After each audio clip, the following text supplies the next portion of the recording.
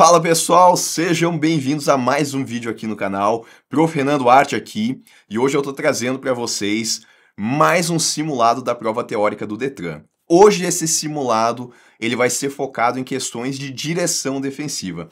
Então tudo que pode aparecer desse tema aqui lá na prova de vocês e que com certeza se aparecer, vocês não vão errar mais depois de assistir esse vídeo.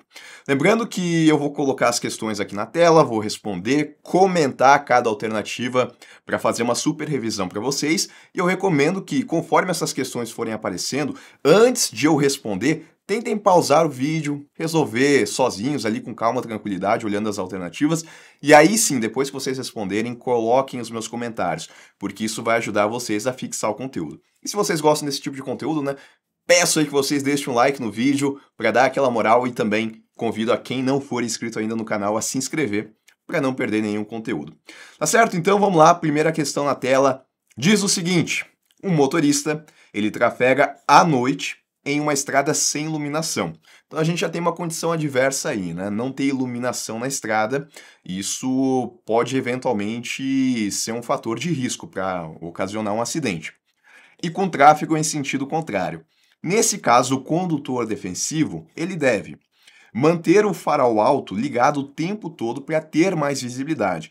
O farol alto, ele traz uma maior iluminação. Então eu estou lá conduzindo o meu carro, não tem iluminação na estrada, né, que eu estou seguindo, então eu posso utilizar do farol alto para conseguir visualizar mais adiante, né, conseguir ter mais iluminação. O problema é que ele é tão forte que se tem um carro que está vindo na direção contrária que eu estou, por conta do meu farol alto, se ele estiver ligado, ele vai ter a sua visão ali ofuscada, ele não vai conseguir enxergar bem.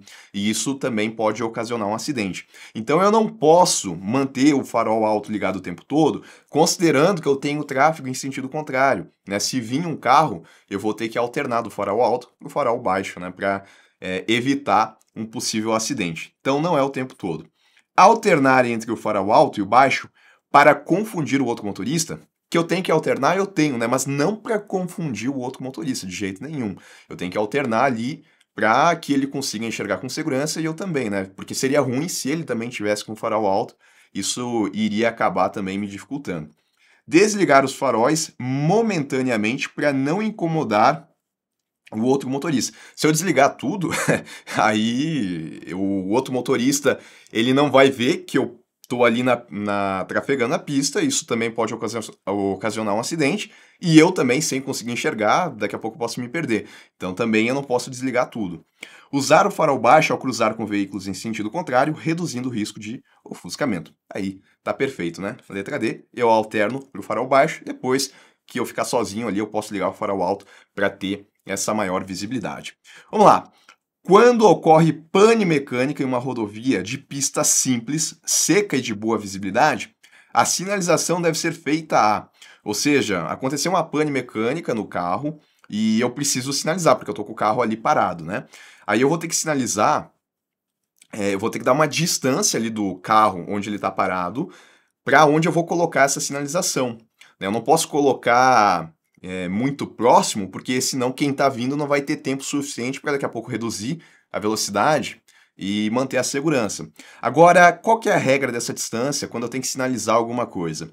Eu tenho que olhar qual que é a velocidade máxima permitida da via. Então, se a velocidade máxima ela é de 40 km por hora, por exemplo, eu vou ter que sinalizar com pelo menos 40 metros. Se a velocidade ela é de 60 km por hora, eu vou ter que sinalizar 60 metros. Quanto maior a velocidade máxima, mais distância eu tomo para fazer essa sinalização. Porque como a velocidade ela é maior, né, significa que os carros eles percorrem uma distância maior em menor tempo. Então tem que dar mais espaço para que eles tenham essa segurança de reduzir a velocidade e ter cautela. O detalhe é que aqui não falou, né, qual que é a velocidade máxima, mas disse pra gente qual que é o tipo de pista. Falou que é uma rodovia de pista simples, né? Então a gente tem as vias urbanas e as vias rurais. A rodovia, eu já vou colocar aqui, é uma via rural. Aí só pra gente revisar esse ponto que é sempre importante, sempre aparece em prova, via rural eu posso ter a rodovia e eu posso ter a estrada, tá? Na rodovia eu posso ter pista simples e pista dupla. Na pista simples, a velocidade máxima, na ausência de uma sinalização de regulamentação, como é o caso que a gente tem aqui para automóveis, a velocidade máxima ela é de 100 quilômetros por hora, tá? Então, sabendo que a velocidade máxima em uma rodovia de pista simples é de 100 quilômetros por hora na ausência de sinalização, eu sei que eu tenho que dar uma distância de 100 metros. Lembrando que eu não vou sair lá com a fita métrica, né, para fazer essa medição. Eu vou utilizar a contagem de passos, passos largos que correspondem, né, cada passo corresponde a 1 metro. Então eu vou ter que andar 100 passos.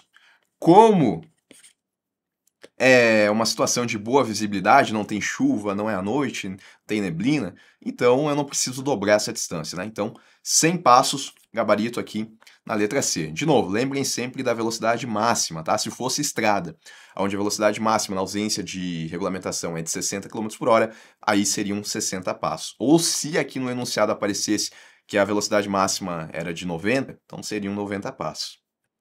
O motorista trafega sob forte neblina, condição adversa.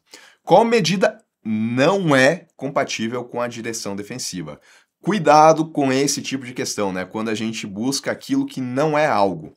Porque a pessoa mais apressada, daqui a pouco ela poderia ler aqui a letra A, reduzir a velocidade e aumentar a distância de segurança. Isso está correto, né? No contexto de ser uma ação de direção defensiva. Mas a gente está buscando aquilo que não é. Então, por isso que nesse contexto, a letra A não é minha resposta. Manter o pisca-alerta ligado durante toda a condução. Não, né? O pisca-alerta ele só vai ser utilizado em situações de emergência. Eu não vou utilizar ele o tempo todo, porque senão vai confundir as outras pessoas que sabem que a finalidade do pisca-alerta é só para emergências. Então, isso é algo que eu não vou fazer. Utilizar o farol baixo ou o farol de neblina, isso sim, né, tá de acordo aqui com a direção defensiva. Evitar ultrapassagens desnecessárias também tá de acordo, né? Eu vou evitar, já que eu tenho essa condição adversa. Sobre o comportamento em curvas acentuadas, assinale a conduta correta. Renan, o que é uma curva acentuada? São aquelas curvas que são mais fechadas, são curvas difíceis de serem feitas, ou pelo menos são mais difíceis do que as curvas que não são acentuadas, né? Inclusive, a gente tem placas de advertência que avisam o condutor que ele vai estar diante de uma curva acentuada. Então, qual que é o comportamento correto aqui, sabendo que essa vai ser uma curva difícil de ser feita? Acelerar durante a curva para aumentar a estabilidade? Não, né? O que a gente faz quando a gente tem uma curva, especialmente quando a curva ela é difícil, a gente reduz a velocidade antes da curva. A gente vai freando antes da curva para ir fazer a curva com uma velocidade que seja condizente. Mas a gente não acelera durante a curva porque pode daqui a pouco perder o controle. Frear forte já dentro da curva para não sair da pista? Não é na curva que a gente freia, a gente vai freando antes da curva. Reduzir a velocidade antes de entrar na curva e manter a direção firme, né? Com certeza, sempre tem que manter a direção firme. Usar apenas o freio de mão para evitar a derrapagem. O freio de mão, ele não é utilizado quando o carro está em movimento, né? Porque a pessoa, se ela utilizar do freio de mão, ela pode daqui a pouco perder o controle e o carro de fato derrapar. Então, não é o que a gente quer. A distância percorrida pelo veículo entre o momento em que o condutor vê o obstáculo e o instante que ele aciona os freios é chamado de...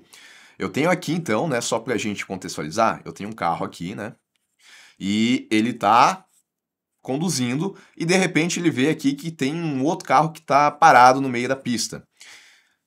Ele enxergando isso, que pode ser depois de uma curva que ele não tinha visto antes, ele enxergando que ele tem esse obstáculo, ele não vai continuar conduzindo o carro, né? Porque senão vai colidir.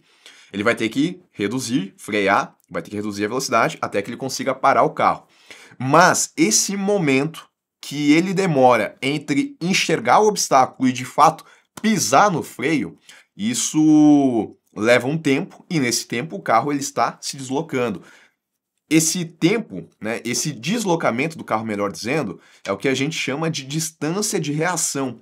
É o tempo que ele demorou, que pode ser mais ou menos até aqui, né? Ele viu o obstáculo e aqui, quando ele estava aqui, ele começou a pisar no freio. Isso é o tempo de reação, né? Que ele enxergou e pisou. Aí depois que ele pisa no freio, o carro, ele ainda continua andando um pouco, ele não para imediatamente. Vamos supor que o carro, ele parou aqui. Aí aqui essa distância é a distância de frenagem. Então, distância de reação distância de frenagem. Só que como ele falou, né, até ele acionar os freios, aí o nosso gabarito está na letra C. Quando o pneu do veículo estoura em alta velocidade, qual deve ser a reação correta do condutor defensivo? Frear bruscamente para imobilizar o veículo? Não dá para fazer isso, né? Frear bruscamente. Aliás, sempre que aparecer bruscamente, dizendo que o condutor vai ter que fazer algo bruscamente, provavelmente vai estar errado, tá? Porque nunca é assim. Tudo que a gente faz de maneira brusca no carro tende a gerar outras situações de risco. Então ele não vai frear bruscamente porque ele pode perder o controle ainda mais do carro. Virar rapidamente o volante para o lado oposto do pneu estourado? Também não, né? O ideal é tentar reduzir a velocidade ali, manter as mãos firmes no volante até que o carro pare. Eu não vou tentar compensar virando para o outro lado porque eu também posso perder o controle. Acionar imediatamente o freio de mão. De novo, né? Freio de mão não é utilizado com o carro em movimento. Se eu fizer isso, eu posso ter outros problemas. Segurar firme ao volante, reduzir gradualmente a velocidade e dirigir-se para o acostamento. Perfeito, né? Letra D aí é a mais completa e geralmente, quando a alternativa ela é mais completa, é porque ela está correta. Quando se fala em manter distância de segurança em relação ao veículo da frente, o condutor deve observar a chamada regra dos 2 segundos, né? Isso vocês vão ver muito ser falado, principalmente se vocês estiverem fazendo aí as aulas práticas. O que significa essa regra dos 2 segundos? O motorista deve frear a cada 2 segundos? Não, né? A regra dos 2 segundos é que eu vou tentar manter uma distância, né, de 2 segundos entre o meu carro e o carro que está na frente. Não que eu vou ter que frear a cada 2 segundos.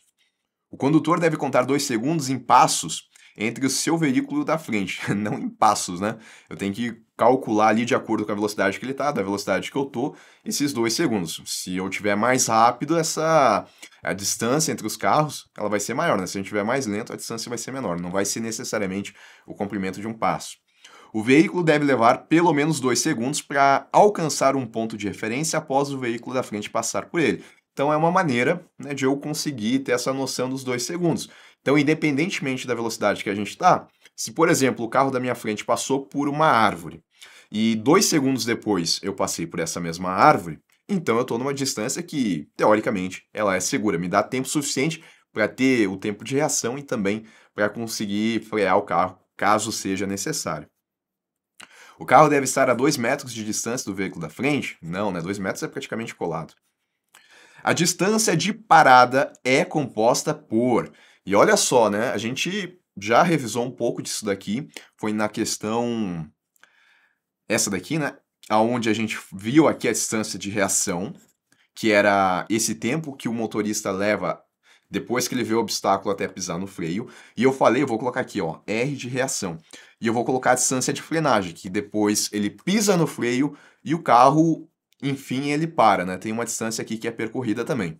O que ele perguntou aqui pra gente, na questão, é o que é a distância da parada. A distância da parada é a soma dessas duas distâncias. Então, ela considera, eu vou colocar aqui em outra cor, ela considera o tempo de reação, né, a distância que foi percorrida durante esse tempo de reação e a distância da frenagem. Aí eu tenho a parada total. Então, eu identifiquei o obstáculo, pisei no freio, o carro parou. Essa é a parada total e é a distância de parada. Então, ela é composta apenas pela distância de frenagem? Não, eu tenho a distância de reação também. Distância de reação, distância de frenagem.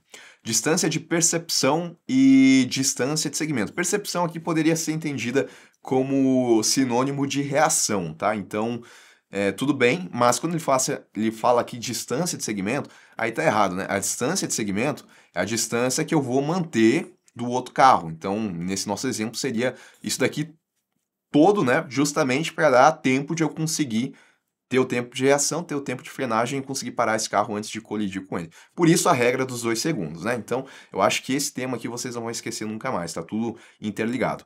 Apenas a distância de reação? Não, tem a de frenagem também.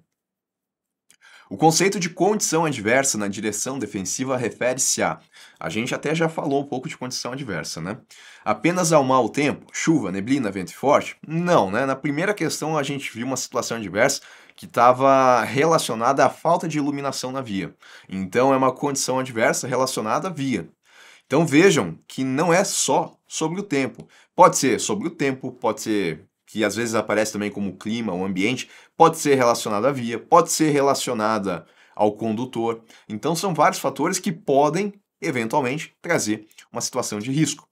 Situações que podem aumentar o risco de acidente, tá correto, como más condições da via, condições adversas de via, de clima também, de veículo ou do próprio condutor. Letra B, mais completa e correta também. Exclusivamente a falhas mecânicas do veículo? Não, né? Sempre, olha, mais uma dica aqui importante. E essa questão ela é perfeita para isso. Apareceu apenas, exclusivamente, apenas aqui novamente, somente, ou qualquer sinônimo disso que traga essa restrição muito grande, se vocês não tiverem certeza do tema ali que vocês estão respondendo, se apareceu apenas, exclusivamente, já olhem para essa alternativa com muita desconfiança. Se vocês não souberem, não marquem como correta, tá? Porque é muito difícil uma questão ela estar correta quando ela traz essa restrição tão grande. Então não é exclusivamente a falhas mecânicas do veículo, porque eu posso ter também situações como más condições de via, ou do próprio condutor, do clima. Então, alternativas que são mais abrangentes, elas tendem a estar corretas. Apenas a imprudência dos outros motoristas? Não, né? A gente viu que são várias situações aí. Em uma via molhada pela chuva, a forma mais segura de conduzir o veículo é aumentar a velocidade para encurtar o tempo de exposição ao risco? Não, né? Eu não vou dirigir mais rápido na chuva, isso pode me trazer mais problemas. Reduzir a distância de segurança, que é aquela que a gente viu, né? Regra dos 2 segundos, que nesse caso aqui, como eu tenho a situação de chuva, eu vou dobrar essa regra aqui, né? Pois os freios funcionam melhor molhados. Não, eu vou aumentar, justamente porque eu estou ali diante da chuva. Aumentar a distância de segurança, dobrar ela. Diminuir a velocidade e aumentar a distância do veículo da frente. Correto, né? Letra C. Utilizar apenas o freio de mão nas frenagens? Já viu que não utiliza o freio de mão para isso. O que caracteriza o condutor defensivo? Pensando, é claro, aqui nos princípios de direção defensiva. Apenas respeitar os limites de velocidade estabelecidos. Olha o apenas aqui, né? Já desconfio. Agora vamos interpretar. Só respeitar os limites de velocidade é suficiente para eu ter uma direção defensiva? Não, né? Eu tenho que estar adiante ali de qualquer situação de risco, não só respeitar os limites de velocidade, embora, é claro, eu tenho que respeitar. Prever situações de risco e adotar condutas seguras para evitá-las, né? O condutor defensivo ele tem que estar ciente de tudo que está acontecendo ali, tudo que pode ser uma condição adversa e se antecipar para que ele não se envolva em um acidente. Dirigir rápido para escapar de possíveis perigos. Isso não é uma conduta de direção defensiva. Acreditar que os outros motoristas sempre cumprem as regras. Tá? Não se trata nem de confiança aqui ou de desconfiança. Eu tenho que estar atento ao que possa acontecer, não só relacionado aos outros condutores, mas também a daqui a pouco condições adversas de tempo e tudo mais. Não é só eu acreditar que vai me tornar aqui um condutor defensivo. Ao perceber que um veículo vem em alta velocidade pela lateral em um cruzamento sem sinalização, o condutor deve. Então, o que está acontecendo aqui, né? Então, a pessoa está conduzindo o carro dela aqui e daqui a pouco a gente tem uma situação onde na lateral está vindo um carro aqui, né, em um cruzamento. E aí eu estou indo e estou enxergando que esse outro carro está vindo em alta velocidade, né? Então, eventualmente, esses dois carros aqui, o meu e o dele, poderiam colidir. O que eu vou fazer? Forçar a passagem para não perder tempo, ou seja, eu vou passar aqui pelo cruzamento sem perder tempo. E isso, é claro, não é o indicado, né? Porque se eu vejo que ele está em alta velocidade, eu vou forçar a passagem, é mais chance desses dois carros colidirem. Reduzir a velocidade ou parar, mesmo tendo a preferência. Ainda que a preferência ela seja minha, né? Nesse caso aqui, como eu vejo que o outro está em alta velocidade, eu posso entender que ele não percebeu que a preferência é minha, né? Então eu não vou tentar seguir adiante, mesmo sabendo que eu estaria correto, se isso vai me colocar e colocar também outras pessoas em risco. Mesmo tendo a preferência, o correto seria eu reduzir a velocidade ou até mesmo, dependendo do que está acontecendo aqui, até parar o carro, né? Desde que eu faça isso com segurança. Então aqui a gente tem uma conduta defensiva.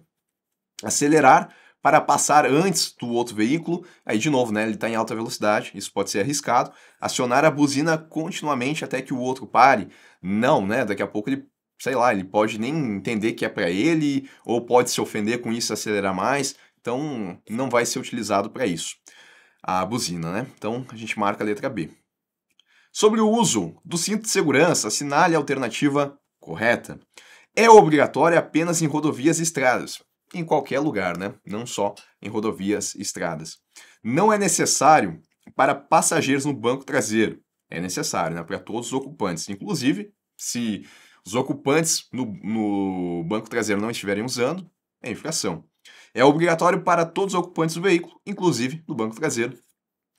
Gabarito aí. É opcional quando o trajeto for curto? Não é opcional.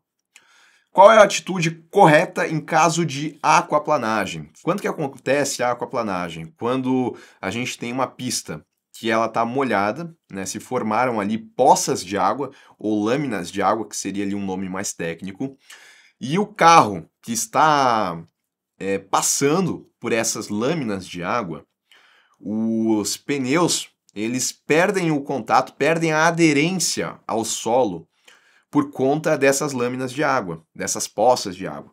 E ao fazer isso, o motorista ali, ele acaba perdendo o controle do carro, né? Porque ele é como se ele estivesse tentando patinar no gelo. Ele não consegue ali, enfim, controlar o carro. E isso é uma situação de aquaplanagem. O carro derrapa na água. Tirar o pé do acelerador e segurar firme o volante sem movimentos bruscos. É isso, né? Tentar reduzir a velocidade ali e até conseguir parar o carro, porque já perdeu o controle, né? Então tem que tentar retomar ali aos poucos e parar o carro.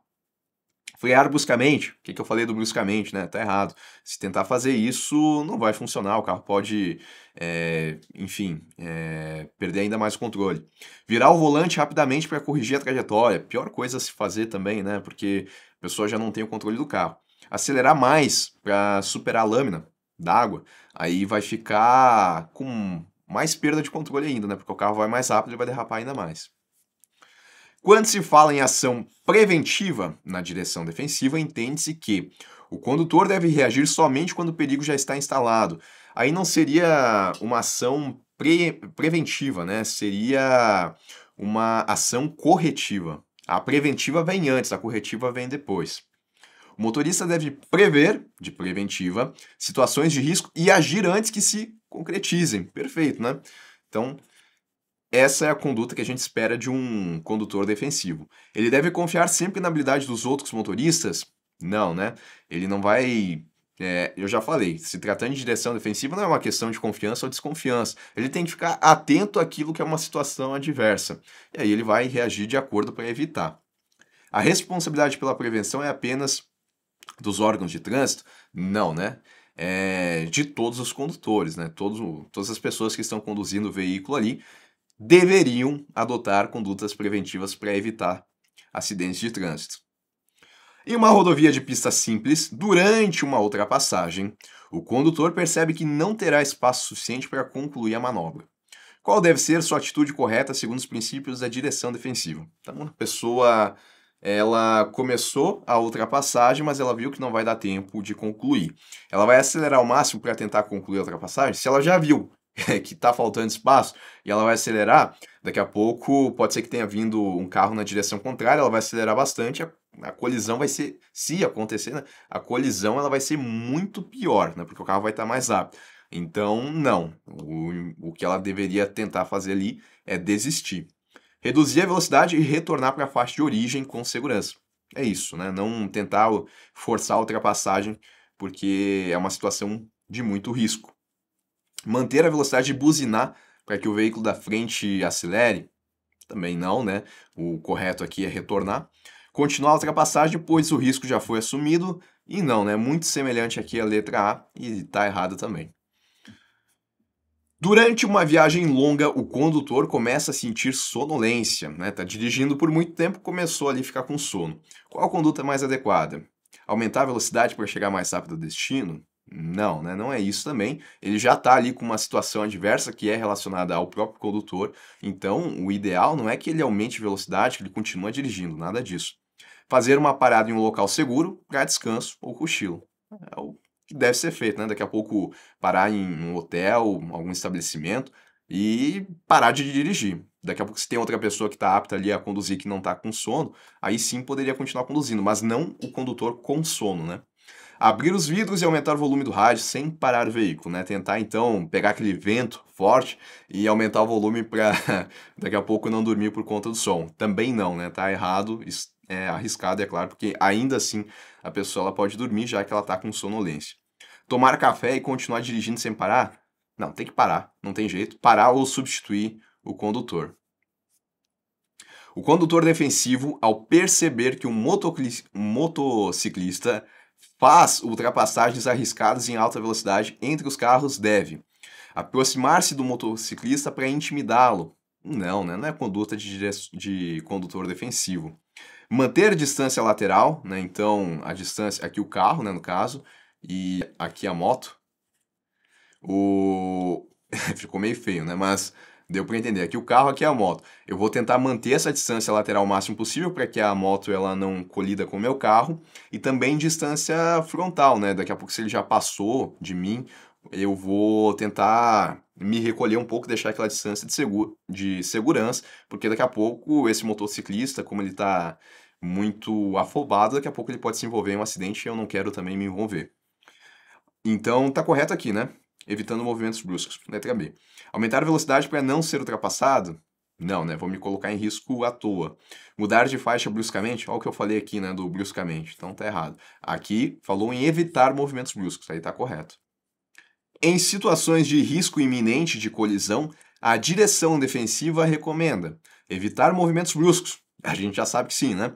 Reduzir a velocidade e tentar uma saída segura, né? Se eu estou vendo que tem um risco iminente de colidir meu carro com outro, eu vou evitar esses movimentos bruscos, vou reduzir a velocidade e vou tentar achar ali uma saída que me traga segurança. Frear e virar volante bruscamente. Tá errado. Fechar os olhos e aguardar o impacto para não se desesperar. Mas de jeito nenhum, né? Se eu fizer isso, eu estou assumindo ali que eu vou colidir e deixar ali ao acaso que pode acontecer, né? Então, não. Acelerar para tentar sair da situação mais rápida e eu posso eventualmente aumentar ali o risco, né? Por estar com o meu carro mais rápido. Também não vou fazer. Última questão aqui das nossas questões desse simulado, né, de direção defensiva. Espero aí que vocês tenham acertado, né? Depois coloquem nos comentários quantas dessas 20 questões aqui vocês acertaram. Um condutor se aproxima de uma escola em horário de saída dos alunos. Dentro da perspectiva da direção defensiva, o que ele deve fazer? Então, eu tenho ali uma área escolar e está justamente no horário de saída dos alunos. Reduzir a velocidade? Óbvio, né? Tem crianças. Manter a atenção redobrada e estar preparado para parar, né? Porque eventualmente pode aparecer uma criança tentando atravessar a rua, algo nesse sentido, então tem que estar com a atenção redobrada e pronto para parar se for o caso. Correto aqui é a letra A. Buzinar continuamente para alertar os pedestres, não é para isso que a buzina é utilizada, né? Acelerar para passar rapidamente pela região, tá indo de encontro a essa ideia de direção defensiva, né? Porque eu estou colocando as outras pessoas em risco por estar acelerando em uma área escolar, ainda mais em horário de saída dos alunos. Ignorar a sinalização de advertência, pois ela é apenas preventiva. Não, eu não vou ignorar. Se ela está ali, é justamente para me avisar, para eu ter cuidado, né? Reduzir a velocidade e manter a atenção redobrada. Então, gabarito aqui da nossa última questão foi a letra A. Espero, né, de novo aí que vocês tenham acertado essas questões. E eu vou indo nessa. Um abraço a todos e até um próximo vídeo.